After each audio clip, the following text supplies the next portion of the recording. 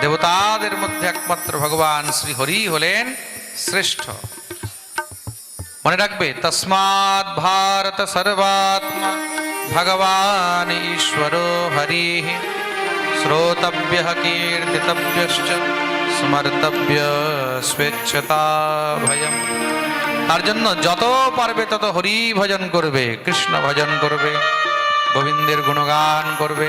কেন কৃষ্ণ ভজন থেকে, হরি ভজন থেকে শ্রেষ্ঠ আর সংসারে দ্বিতীয় কিছু নেই।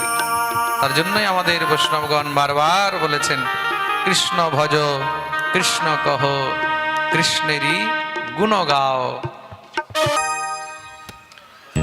একমেব হরেস্তত্র কারণম পাদসেবনম। একমাত্র এই সংসারে যদি পূজনীয় কেউ আছে, ভজনীয় কেউ আছে, স্মরণীয় কেউ আছে, চিন্তনীয় কেউ আছে, তিনি হলেন স্বয়ং ভগবান শ্রী কৃষ্ণ।